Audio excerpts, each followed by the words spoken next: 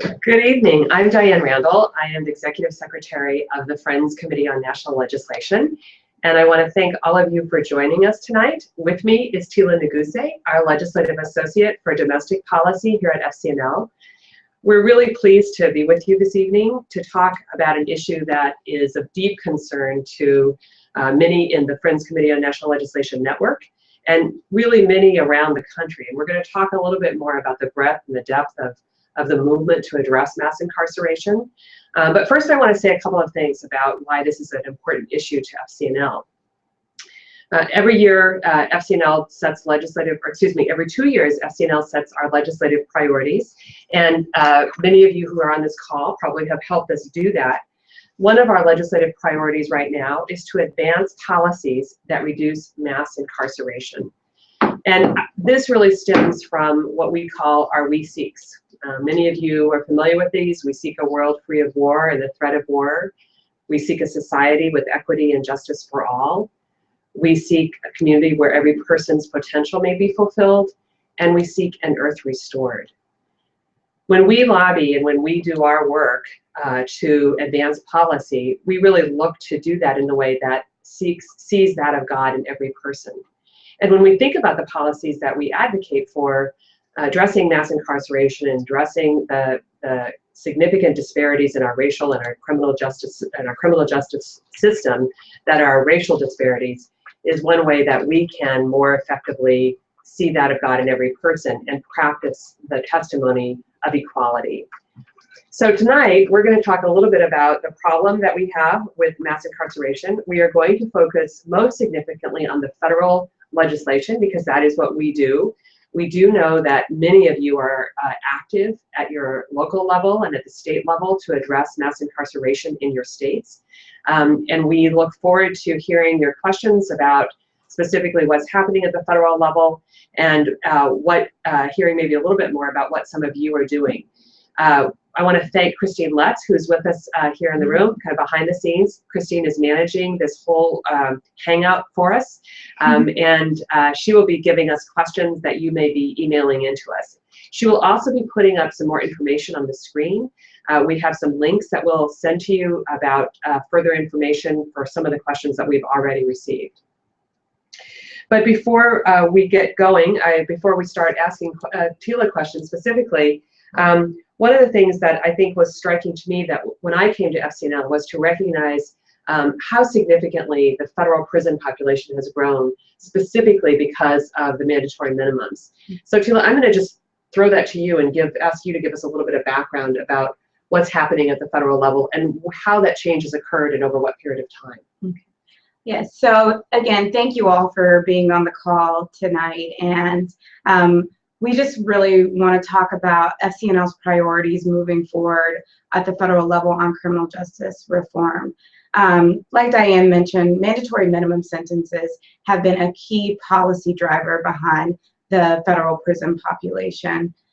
So what are mandatory minimum sentences? Although some of you may be familiar with mandatory minimum sentences, I'll just go over the policy background and then speak more specifically about the legislation that is moving through Congress as we speak. So mandatory minimum sentences are laws that require binding prison terms for certain crimes. Although there are mandatory minimums for other crimes besides drug offenses, the majority of mandatory minimum sentences are for drug-related offenses. For instance, mandatory minimums for drug offenses say that if you possess X amount of a certain drug, then you automatically get X year amount sentence.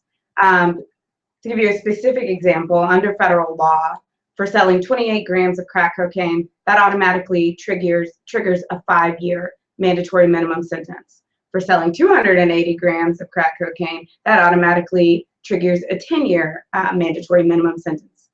These sentences, because they don't take into consideration outside factors, severely limit the discretion of judges, and they kind of take away the ability of judges to be judges. I always say that bottom line, mandatory minimum sentences are just really bad policy, and they don't really work. They haven't really contributed to making us safer, but they have contributed to the growing prison population in this country. And as I'm sure many of you know, we have a huge problem with the number of people in prison. You know, we have 25% of the world's prison population with only 5% of the world's population. And just to reiterate, the mandatory minimums really have contributed to that growth in the population. I always also say that mandatory minimums, they're unfair, they're unjust, and they just don't work. They're unfair because they do take away that ability for judges to take into consideration other factors when people come before them in court. They're also relics of the war on drugs, the failed war on drugs, I might add, and they're undeniably biased. Black Americans are 21% more likely to be sentenced under mandatory minimums than white Americans.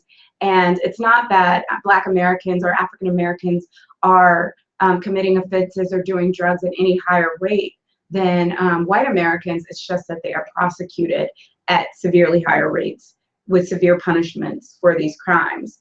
Also, mandatory minimums are extremely costly. Mm-hmm. So because they drive the prison population up, we have the Bureau of Prisons now operating at 140% over capacity.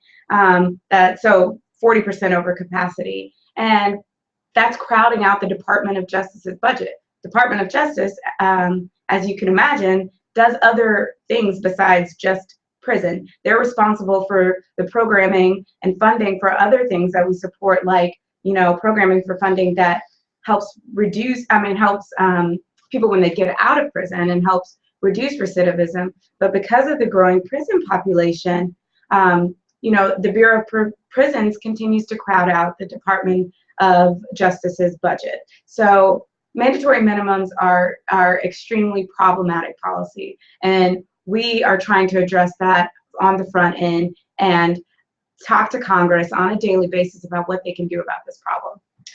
Great, thanks. So the data, I think you said this, but just to reiterate, currently there are about 219,000 people in federal prison, mm-hmm. and that growth has been significant. 1980, there were about, 25,000 people mm-hmm. in federal prison.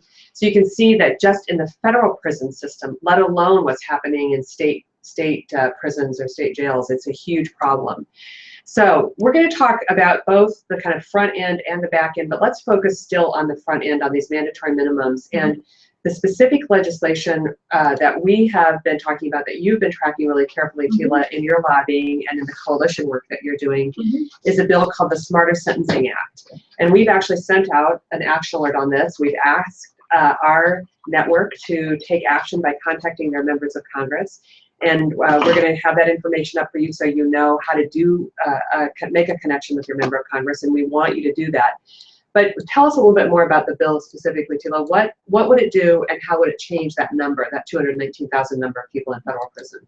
So the Smarter Sentencing Act is a bill that was reintroduced in February of this year into Congress, but it's a bill that we worked very hard on last Congress, and unfortunately, it did not receive a floor vote last Congress, but I'm so excited to see that it has been reintroduced and that we have the opportunity to really make a change in the federal prison population.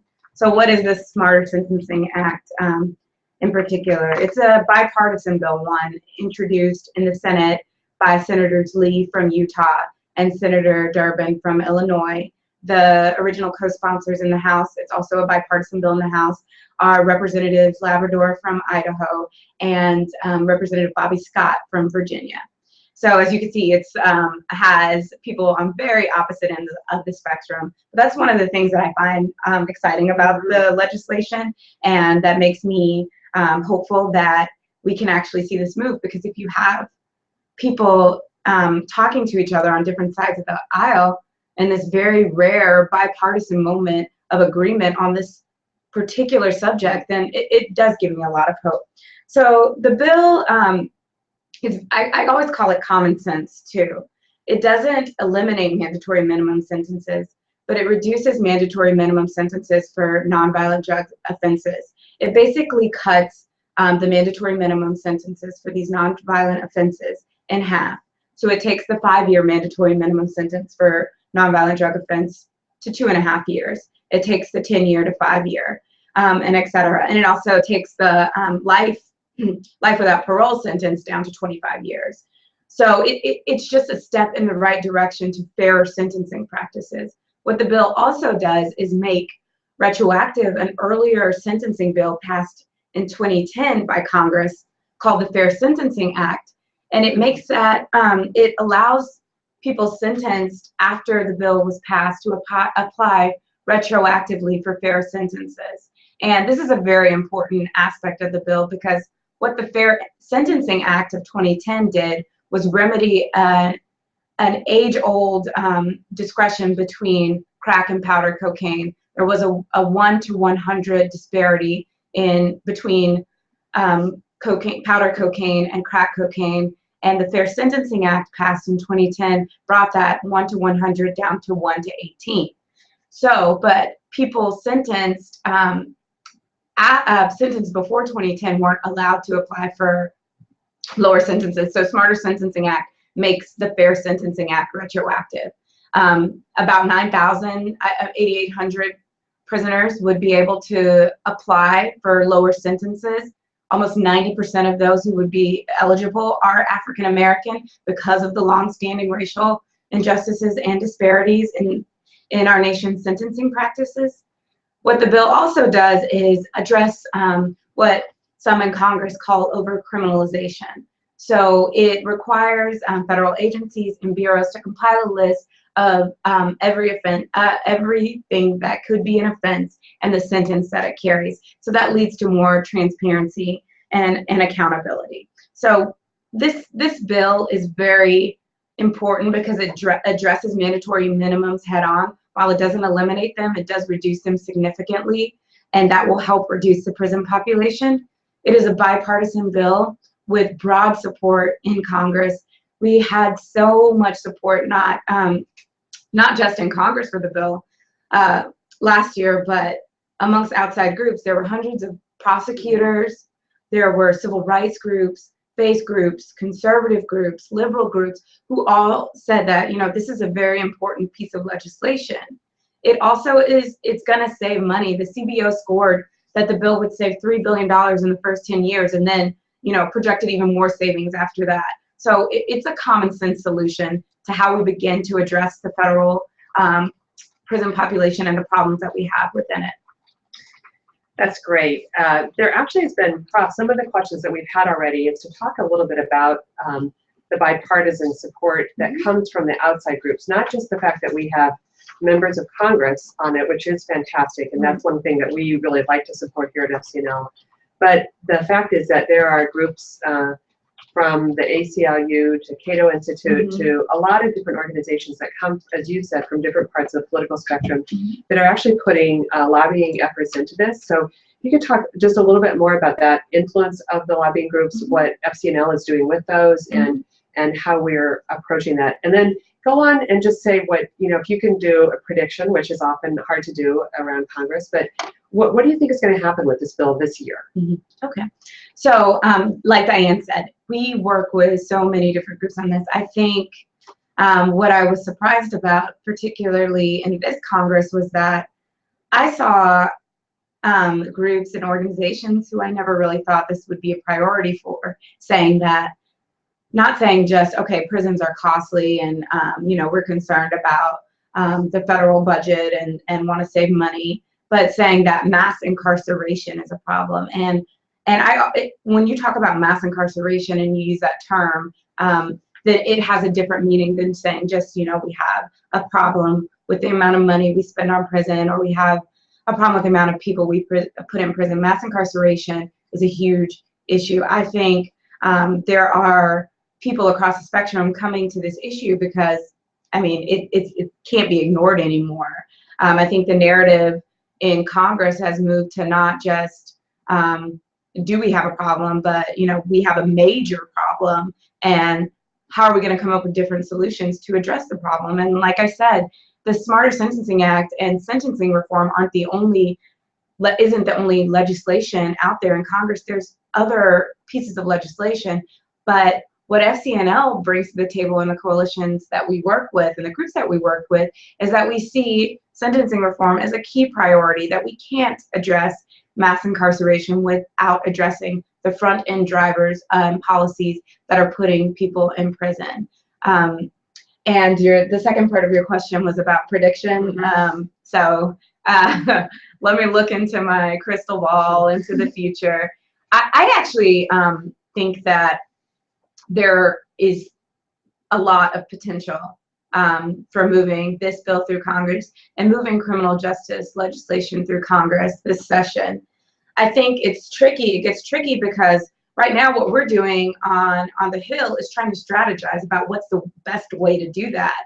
You know, I'm very hopeful and very sincere when I say that, you know, I've recognized that there is a sense in Congress that something has to get done. There's all kinds of bipartisan coalitions with members of Congress arising and outside groups showing up, and we're all trying to work towards this. And when you have such a strong mass of people really concerned about an issue, there's no way that it could just be swept under the rug. So I think, you know, my efforts in Congress right now are focused on strategizing about what's the best approach and how do we move sentencing reform forward. That's great. Well, I want to refer to a couple of resources. Many people on this call probably are already receiving FCNL's newsletter, and I'm going to try to hold this up. If you haven't seen it, it should be in your mailboxes soon. And if you are interested in it, it is actually also on our website. But it does talk a little bit about more about some of the details that Tila has already provided about the Smarter Sentencing Act. And it also has some of those other bills listed on the back that we may get to if we have some time to talk about some of the other issues that, as you touched on, that are critical to addressing mass incarceration. I want to mention a couple of things and ask you to talk more explicitly about the racial justice aspect of this. Many friends that we talk to, we know that there are monthly meetings, Quaker meetings, there are churches, there are yearly meetings who are reading Michelle Alexander's book, The New Jim Crow. And I have to say that I've shared in the office, I did finally read it in January, and I knew a lot of the concepts in there, I knew some of the data in there, but to see that book as a whole expose the depth and breadth of the problems we have with our criminal justice system with regard to racial justice was truly enlightening and truly provocative in terms of, I think, spurring all of us on to do what we can to address this. So certainly that has had an influence. That you've traveled in the country and will be doing more of that in the coming weeks ahead to talk about this issue. Can you say a little bit more about specifically our work, how it addresses racial justice within the context of this, for example, as far as we talked a little bit about it, but what more can you say about this? Yeah, so one of the most important and concrete things that you can do when addressing racial justice and racial disparity in our criminal justice system is approach it through sentencing reform, because those are the policies and the laws that are just dripping with so much bias. People of color are extremely overrepresented in the prison population. Like I mentioned at the beginning of our talk, you know, people of color make up 30% of the population and 60% of the prison population. So, you know, that's a huge disparity. I know many of you are also familiar with the statistic that over the course of a lifetime, 1 in 3 Black men has a lifetime likelihood of being imprisoned. And these are specifically related and tied to the mandatory sentences placed on nonviolent drug offenses. And like I mentioned before, it's because people of color are prosecuted and their communities are policed and they're tried more for these crimes, not because they are using these crimes at any higher rate than any other race. It's tragic how persistent it is in our system, the racial injustice. And by addressing sentencing reform, you know, it's a both direct and indirect way to say, you know, we have to remedy this. The Smarter Sentencing Act, excuse me, and addressing mandatory minimums does just that. You know, one of the things that I want to go back and ask people to take action with your members of Congress. I know that there are a lot of people who are probably on this call tonight who may have had some experience with the criminal justice system, either because they've worked in it. We have people who have also been certainly. I know that, like in my home meeting back in Hartford, Connecticut, people have been active with alternatives to violence for many years of going into prison and leading trainings. We also know that there are a lot of meetings that have people who've come out of prison and who are participating, and particularly in New York, I know that there are meetings that have started in prison, some because of the work that people have done. So this is an issue that has long been with Quakers, and in fact, longer than we probably care to even talk about. Quakers have worked on prison reform for a long time, but also have the dubious distinction of having promoted solitary confinement at one point. So we have a long, long history as Quakers, even before FCNL has started working on this issue. But could you talk a little bit about what you've heard I know you were down in Texas at a yearly meeting. I know you're going to be going to the Quaker Conference Center, Pendle Hill. What are you hearing, particularly within the Quaker network, and then expand that out about other faith communities, because this is a moral issue that people feel very strongly about, whether they're Quaker or we're Christian or Muslim, but a lot of people of faith, and a lot of people who believe this is an immoral issue are addressing it. Yeah. So I've had the privilege to travel around the country into different yearly meetings and speak with many of you in our network about this issue. And part of the reason I get so excited too is just seeing the work that's being done across the country, and also the passion and acknowledgement that this is a huge problem. And I find that people are so eager to hear about what's going on the federal level, and shocked when they find out that there's actually a lot going on. Like Diane said, I'll be at the Pendle Hill Conference on Mass Incarceration, where Michelle Alexander will be giving a keynote on the new Jim Crow. So I know that many meetings across the country had committed to reading this book, and this is kind of what aroused, like you said, Quakers have a very long-standing history with this issue. And reading this book, I feel started a new wave of activism on this issue, and really brought into light the fact that this is a problem with prisons, but it's also a problem with racial justice as well. So I wanted to let you know that if you want to ask questions, I think there's a dialogue box, and that you can type a question in, and Christine will make sure that we see it. We've had questions earlier. When some of you registered, you sent questions in to us, and many of you know that FCNL works on a range of issues that address peace and justice. And one of those questions that we got was specifically, how does our work on mass incarceration, addressing the U.S. immigrant detention and deportation process, how does it connect with that? How do those two issues connect, including the civil rights of detainees held in U.S. immigrant detention centers? We do have a program that looks at immigration issues, and we work closely with the Interfaith Immigration Coalition on those issues, and we have specifically been trying to call out the problems related to detention on this. And I think you're going to see a link to some of the additional work that we're doing on immigrant detention, particularly addressing family detention issues, and also the question of the role of private prisons. This has been another issue that, Tila, do you have anything you want to say about that specifically? Well, no, I'll just piggyback off of what you're saying. I think the bulk of our private prison work does come in the form of working on those immigration detention facilities through our immigration program. Right, and I do know that, again, there are people who at the state level are looking at, state dollars that are going into construction of private prisons. That's been an issue for many, many states. Right. We hear sometimes about what's happening at the state level. I know that there's been a very active group in Maryland, partly because we're closer in, and we have some folks who've been connected with FCNL who have been very active in advancing solutions there.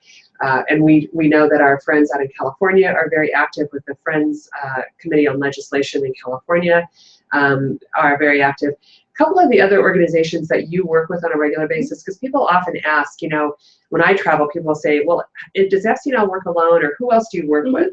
Can you say some of the other groups? Because I know you go to regular, like a Justice Roundtable, where you're getting updates and sharing strategies and kind of taking I guess, the benefit of working together in a broader coalition. So you can say more about that. Yeah, so we work with faith-based organizations here in Washington, D.C., which include the United Methodist Church, who actually convenes the Faith Coalition on Criminal Justice Issues.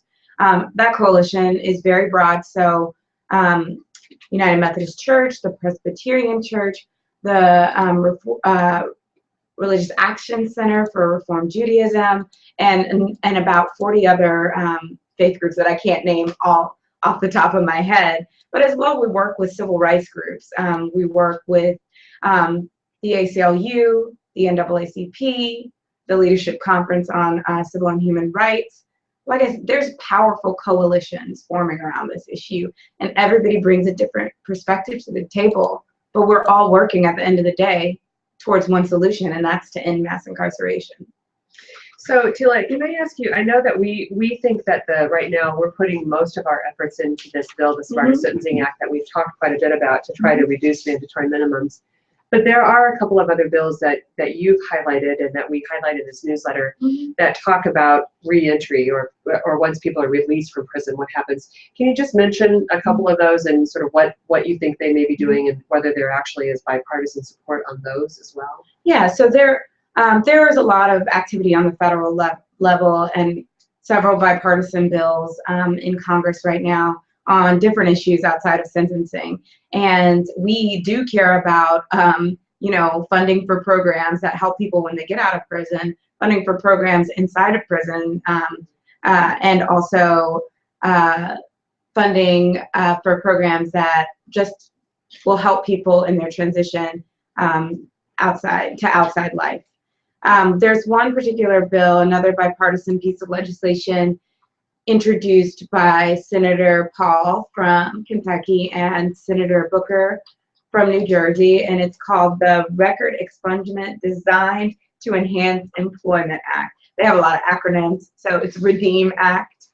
Sometimes you have to make the bill name fit the acronym first. So this is a bill designed to reduce recidivism in adults and juveniles. We support many of the important provisions in this bill. One in particular that deserves so much attention and that Senator Booker and Senator Paul should be applauded for is that it lists the current ban on federal benefits, particularly welfare and food stamps for people convicted of nonviolent offenses. It also raises the age of criminal responsibility to 17.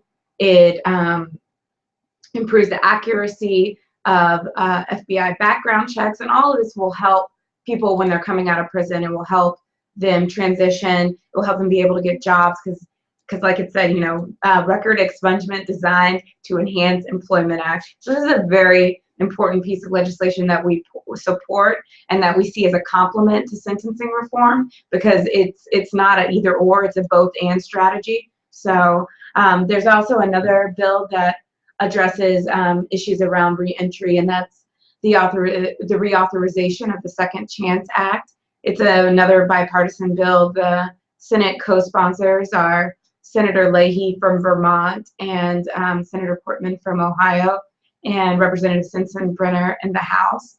And the Second Chance Act provides grants to states and local governments and nonprofits to apply to do reentry services. So it needs to be reauthorized, and that's a bill that we wholeheartedly support. In fact, this weekend there was a conference called the Ecumenical Advocacy Days held here in Washington, D.C. that brings over 1,000 interdenomination Christians here to D.C. to participate in policy workshops and a lobby day. So the theme of the conference this year was mass incarceration, and actually the lobby day was focused on asking for support for the Smarter Sentencing Act and eliminating mandatory minimums. But I mentioned that because FCNL hosted a panel at the Ecumenical Advocacy Days on Saturday, and I organized this panel and moderated it, and it was around issues of reentry. And one of the panelists in particular whom we brought was from the Muskogee Creek Reintegration Program located in Oklahoma City, who are recipients of the Second Chance Grant and use those funds to help Creek citizens returning from prison reintegrate. So, I mean, it's like these things, it was nice to have, you know, a real story to put behind a piece of legislation that we've been supporting, saying, you know, here are people doing the real work in the community, and, you know, it's important that we reauthorize this bill. And I would add that, as we talked about earlier, those of you who may have some experience directly, those stories are often great ones to tell when you contact your member of Congress. We've tried to make it very easy to use the FCNL website as a way to make contact with your senators and your U.S. rep. But you should also know that we're happy to help if you are actually interested in trying to have a meeting in the district office. We're willing to try to help you to guide you to do that. We are focusing in the Senate Judiciary Committee, and significantly, we want our friends in Iowa to be talking to Senator Grassley, who's the chair of that committee, because he's a very key person on this issue. So I just want to restate that often people can feel discouraged, thinking, oh, nothing will happen with Congress, and it is slow, and there's often disagreement. But as Tila has so adequately and forcefully, I think, explained to us, there's really great bipartisan support on this issue. I think there is always competition among issues, and so it's hard for us to know when this could come up, but the continued and persistent advocacy from citizens, we know, makes a huge, huge difference. And particularly when you've had, you know, have something, whether it's your own passion for addressing racial justice and the injustice of this mass incarceration and unfairness in sentencing, or whether you've had some direct experience where you could talk about what's happened to your family or in some other way. These are important messages. I'm going to actually ask Christine if there are some questions that we should be taking up, because I'm not sure that we're getting quite all of them. So people can type in a question. If you have a question about what's going on, you can certainly type that, or if you have a question for us, you can type it in so that we can see it. It's in the right corner of your window, and just click ask to ask a new question, and then submit it so we know what it is. You can also email Christine@FCNL.org. Christine@FCNL.org.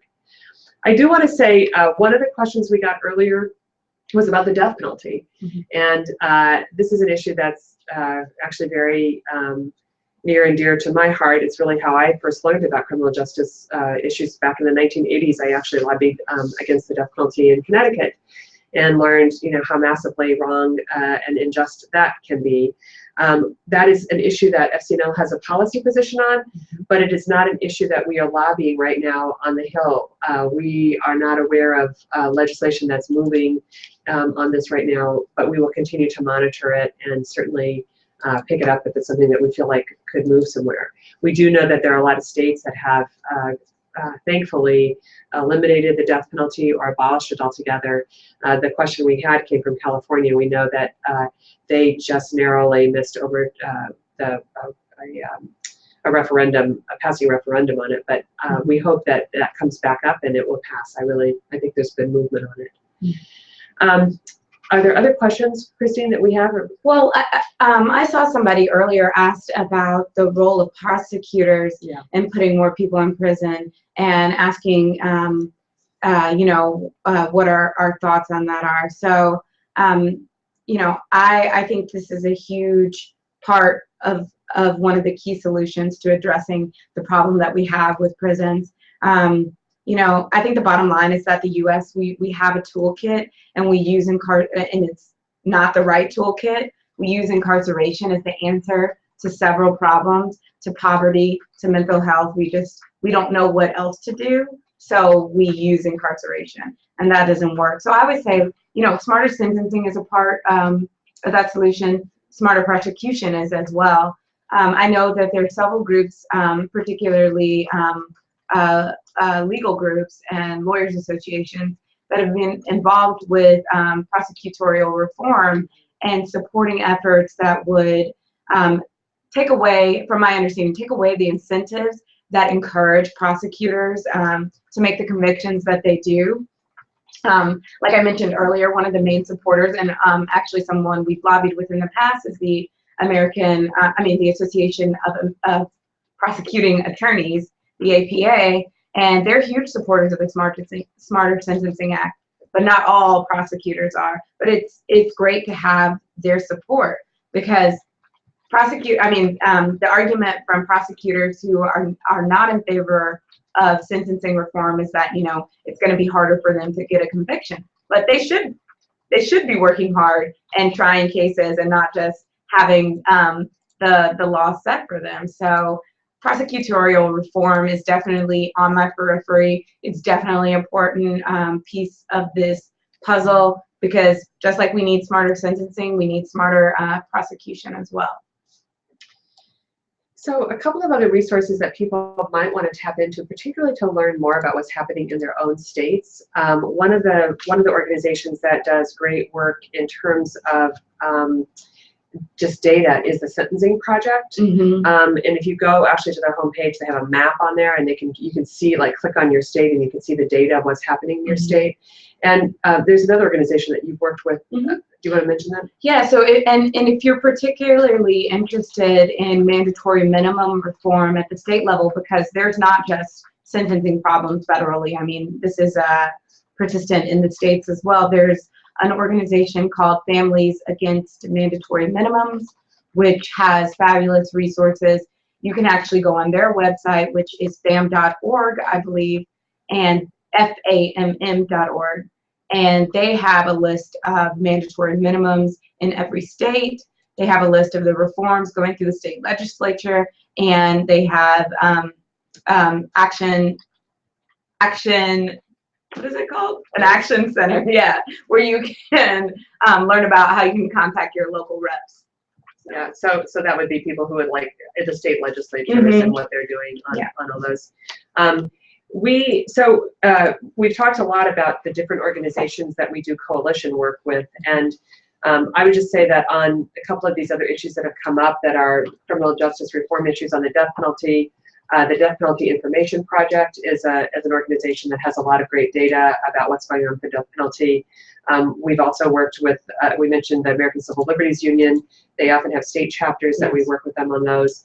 And then another organization that's doing work on solitary confinement that we've done a lot of work with over the years is the National Religious Campaign Against Torture.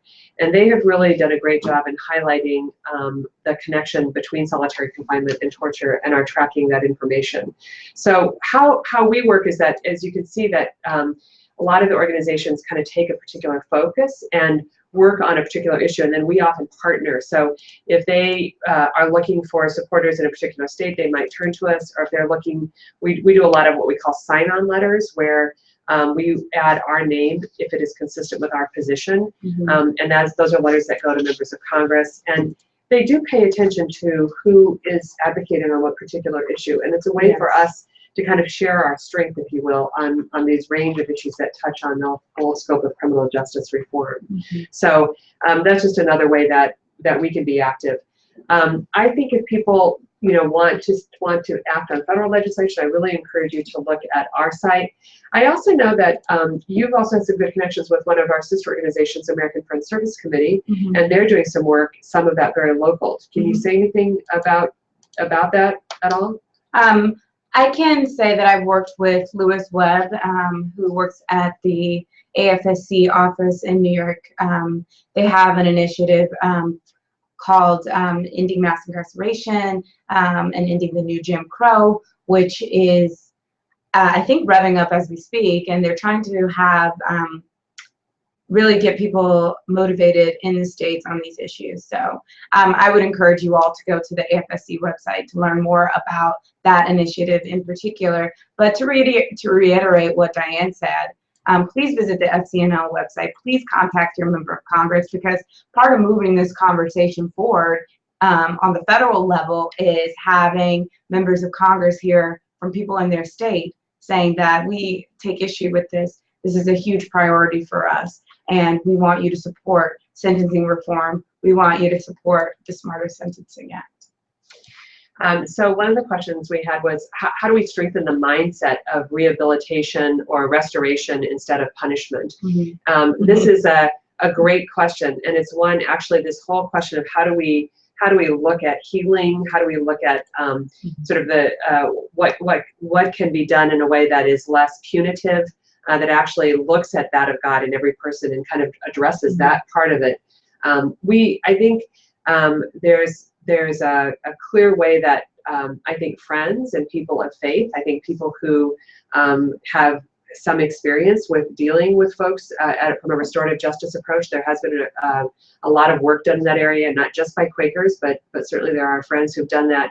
I think that the lead that people have in their own communities that can practice that, those are great examples actually to bring both legislature, but also if you're talking to your member of Congress, to talk about what's worked, where you've seen some change that's happened because of rehabilitation, because of restoration.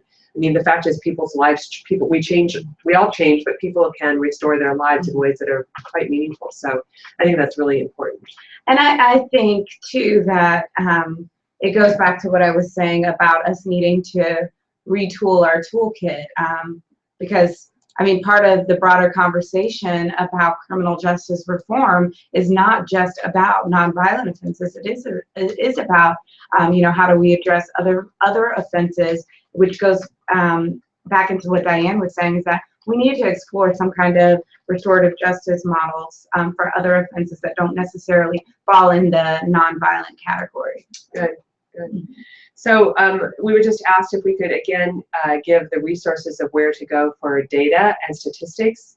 The Sentencing Project is the name of the organization. The Sentencing Project that has state-by-state data on the number of people in prisons and jails, the number of people on parole and probation, and they have that by racial breakdown, I believe, too, so you can actually see sort of what some of the racial demographics are.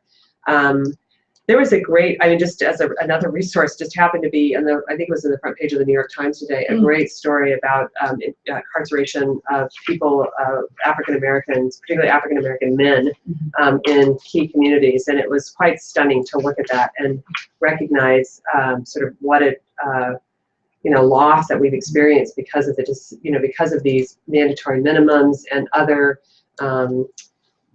racially unjust way that people have been incarcerated and not invested in, and that's one of the other questions that we've just had, is about investment into programs that are addressing reentry and into social services. And there's no question that one of the other losses that occurs because of the injustice is just losses that people who spend time in prison experience, whether that's from voting rights or from their access to housing or their access to other services when they leave, their ability to get jobs, and the sort of fines that are often levied on them. These are huge problems, and there are, again, faith communities sometimes that have actually stepped forward to provide support, but there are also a lot of social service organizations that are doing great work in your local communities as well. Yeah. And that kind of leads perfectly into someone else's question about what role does socioeconomic factors play in this issue, and it's huge. It's not just about the disparate race problem with the race representation in prison. There's also a cycle of poverty. There was another New York Times article, but this was years ago, called "Prison as the New Poverty Trap." And so that if we hadn't had the policies of war on drugs, the poverty rate would have been, I think it was 20 times lower than it was specifically among African Americans. So you see that the socioeconomic status and the race components of this go hand in hand. And just like Diane was saying, it becomes a trap because once you get out of prison and you have a criminal record, it becomes nearly impossible to find a job, nearly impossible to get federal assistance that you need when you can't make your own income, and therefore you get trapped into the cycle of poverty. So one question that I had not thought of is when somebody said that the DEA chief, Michael Leonhardt, will be stepping down next month, and have we considered advocating for a replacement who will move the agency away from hardline drug war policies that have promoted mass incarceration? Any thought about that, Tila? Well, I hadn't given it any thought, but I mean, I think it's definitely something to consider about us engaging and putting our priorities in that conversation. Right. Yeah.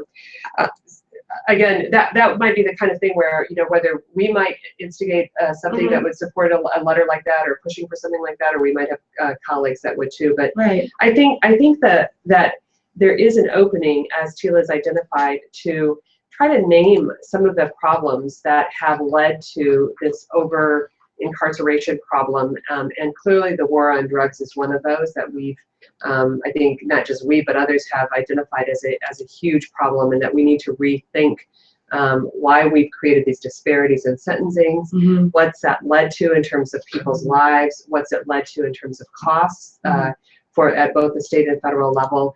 And while we certainly encourage you to be active at your local level and at your state level, we can tell you that Congress is responsive to the kinds of contacts that they get from constituents. Yes. We see that on this issue, but we see it on all the issues that FCNL works on. And that's one of the things that we do, in addition to Tila's expertise in participating in Hill visits. That's best reinforced when constituents in local communities will talk to your elected officials and ask them to take action. And you might write to them now and ask them to take action. And it's okay to go back to them and ask them when can we expect to see some change happening? One of our questions was, well, where is this right now? How fast does this legislation move? I will share with you that, legislation moves pretty slowly in Washington. I mean, we don't know whether it's certainly our hope that it will come up this year. As you know, Congress also takes a lot of recesses, and when they are back in the districts, it's a good opportunity to try to, connect with them if they're at a town hall or in some other way. But do you think that this is not moved out of committee yet, right? No, I would agree with you. It's a game of wait and see. And as I mentioned earlier, we're being very strategic about finding the right opportunity to really make a big push on this bill, and the swell of constituent support is going to help move that forward. And that's what we need. We kind of need that cover first, even though it is a common sense solution. The Smarter Sentencing Act, it is common sense. It's bipartisan. It saves money, but it's a wait and see. But the strategy is focused about how can we move this forward? How can we move this towards a win? So one of the questions is, what can we do about prisons that sign contracts guaranteeing occupancy and for-profit prison industry? Yeah. Big issue. Certainly I would say that if that's happening at the state level, talking to your elected officials at the state level, your state legislators, your state senators and state reps, and specifically the ones that oversee the prisons, they're the ones that can ask the questions. I mean, these are contracts that are signed by your Department of Corrections, your local Department of Corrections, and certainly the for-profit prison industry has an effective lobby. So yes. Having other people who are willing to counter that and ask those hard questions are critical. The other one I want to take, and we're kind of nearing the end of our time. We'll probably take a couple more questions, but we want to wrap up probably in about 5 minutes or so. There's a question that is actually something that we are working on, and our colleague Elizabeth Beavers has been taking the lead on issues around the militarization of police, but I know it intersects a little bit with the work that you're doing, Tila. Specifically, are there opportunities to demilitarize police departments and cut military equipment that goes to local police departments? I think part of what has catapulted a lot of the energy on this is the tragedy in Ferguson, and certainly when people saw the response of the police in Ferguson and the mayor of Missouri saying, our streets look more like a war zone than they look like a neighborhood, aptly put. I mean, they really did look like a war zone. And this is an issue that FCNL has been paying attention to for a while. And we started tracking it by looking at a program that the Pentagon has called the 1033 program that was sending used military equipment to local police departments, including sometimes even, campus police. So we've been working closely with Representative Johnson of Atlanta to try to, I never say this right, the Stop Militarizing Law Enforcement Act. Thank you, Tila. So we've been working on that bill, and we think that's another critical way to address some of these certainly racial justice issues, but also criminal justice issues. Yeah, and overall, we need reform in policing as well. We need better community relations with police, and we need reforms to how police are incentivized to do arrests, as well as kind of the same thing I was saying about the prosecutors. We have some huge mountains in front of us to climb, but I'm so glad that the conversations are being started on this. Yeah, and go ahead. I was just going to say, we're really pleased you joined us. There's one more question I want to take before we wrap up here, but it's specifically about getting employers to be more open to hiring. And, you know, is there something we can do to maybe get the president even to make a comment about this? Is this something that you're hearing talked about?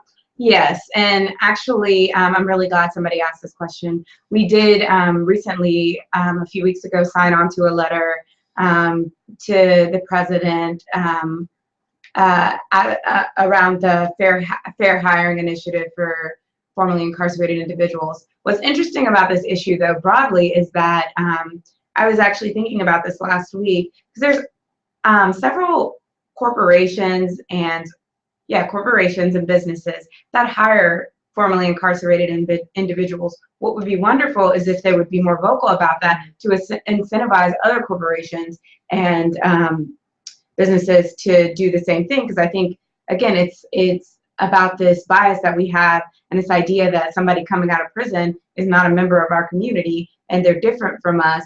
But, you know, there are employers who make it a practice to hire people coming out of prison, but they aren't very vocal about it. It would be great if they could speak up and incentivize their other businesses and other corporations to do the same thing. I know that Johns Hopkins is one place that makes a very big commitment to hiring people who are coming out of prison. There's also other organizations who are vocal about it too, but it would be wonderful if we could get the corporations and businesses who have commitments to hiring formerly incarcerated people to speak out against that.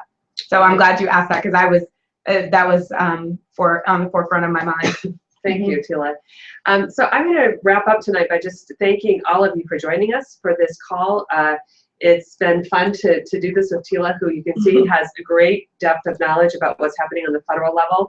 I want to say a couple of things just to thank you. Many of you also, in addition to being activists and caring about these issues, support us with your contributions of money, which is very important to us. I want to thank you for that. Also want to say that if you aren't getting our newsletter and want to get it, you can sign up for that. You can certainly sign up for our action alerts, and you should see some information coming up on your screen about how to do that. We welcome you to be part of our network. We especially ask that you take action on this issue, that you share with your friends what's happening on the federal level, that the Smarter Sentencing Act is one that needs to have more push behind it. And so please go to our website and stay tuned for more information that comes over the weeks ahead. And do pay attention to your state too. With that, I'll say thank you. Thank you.